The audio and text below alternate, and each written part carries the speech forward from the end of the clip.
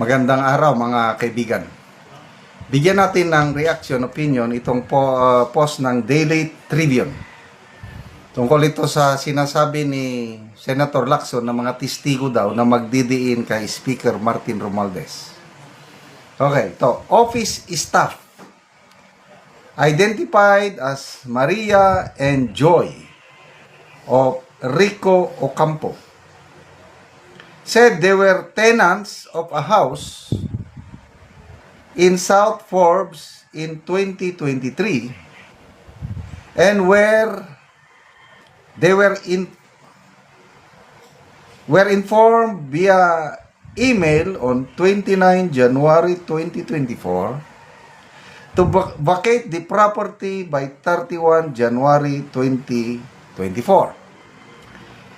Due to the volume of equipment, they said they were unable to comply and were later given until February 3, 2024. The staff recounted meetings on February 1 and 2, 2024 with Curly Discaya, who they said told them he was a contractor and that the turnover needed to be expedited. They also claimed that it was mentioned by Discaya that Martin Romualdez had purchased the property. Yan. Okay. This is Forbes Park. Mayayaman ang nakatira dyan. Mansyon ang mga bahay. Okay? So, una kong tanong dito is, itong mga testigo, yan o, naka-sombrero, naka-face mask, halos hindi mo mamukaan. Kung totoo ito, bakit hindi na lang ipakita yung tunay na mukha? Lumabas man tayo kayo. Maalala ko tuloy, nung si Senator Risa Hontiveros, yung hearing niya tungkol sa kay Pastor Kibuloy, ang kanyang testigo, si Karen, naka-face mask, naka-salamin, naka-sombrero. Later on, yung si Karen, allegedly, di umano, binayaran daw siya. Kaya ako, natutuwa ako na may lumabas na testigo. Kailan, yan ang question ko. Bakit mo, kung totoong testigo ka, kung totoo yung mga sinasabi mo, bakit ka takot? Bakit hindi nyo magaya si Orly Gutesa? Tingnan nyo, nung humarap si Gutesa, direct yung statement niya laban kay Saldico and Romualdez. Walang takip sa mukha, wala everything. Makikita mo, Gutesa talaga. Yun ang tunay na testigo para sa akin. Ito ngayon, dalawang nakatakip mukha. I'm sorry. Imbes na matutuwa ko na, okay na, ito na, may pasabog na, may magdidiin na. Tatakip ka ng mukha?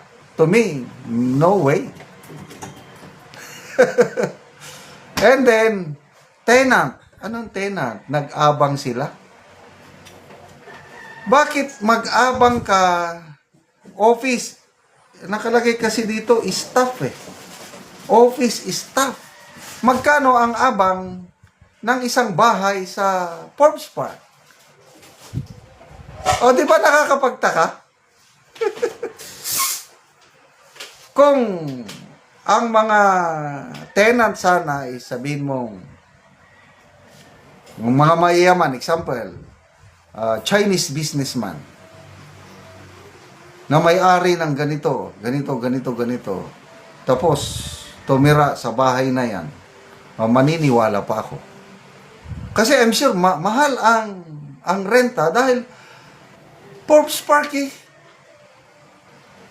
Kaya ba ng isang ordinary office staff ang titira sa isang mamahaling bahay? That's my next question. Pero tinakpan nilang mukha nila. Tapos, office staff lang. Medyo, to me opinion ko lang ito, malabo. And then, ito na. Madali yung magsabi na narinig namin si Diskaya na sinabi niya na si Martin Romualdez ang bumili. Yun lang. Ano sa tingin nyo? Will that stand in court? Kung ako yung judge at ang i-present lang is dalawang ganyan na narinig lang namin, to me, that's hearsay. Maliban lang kung si Diskaya mismo ang mag-corroborate. Kaya kailangan nila ngayon si Diskaya. Ayaw nilang gawing state witness. Paano ninyo madidiin si Martin Romualdez sa ganitong klaseng I'm sorry, ulitin ko Gustong-gusto ko lang na may mapanagot sana ng mga mastermind.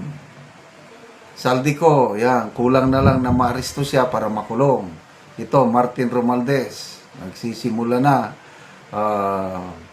Sayang si Orly Gutesa.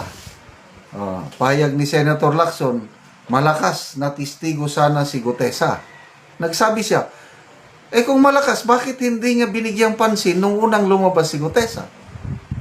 Pinagdudahan niya, pinaimbestigahan niya, kung ano-ano pa dyan na mga Kung ngayon, nawala na si Gutesa. Buhay pa ba siya? Kaninong mga may hawak? May nabasa lang akong mga post na allegedly, hawak na siya ni Martin Romualdez. Hindi natin alam kung anong nangyari. Paano kung court hearing na lalabas si Gutesa, sabihin niyang hindi totoo yung aking sinabi sa Senate Blue Ribbon Committee, wala na. Sayang si Gutesa. But to me, naniniwala ko yung unang sinabi ni Gutesa. But to these two ladies, alisin niyo muna yung takip ang inyong mukha. Tapos, I'm sorry, akin lang ito. Hindi kapanipaniwala itong testigo na ito. Salamat mga kaibigan sa inyong pagsubaybay sa ating channel.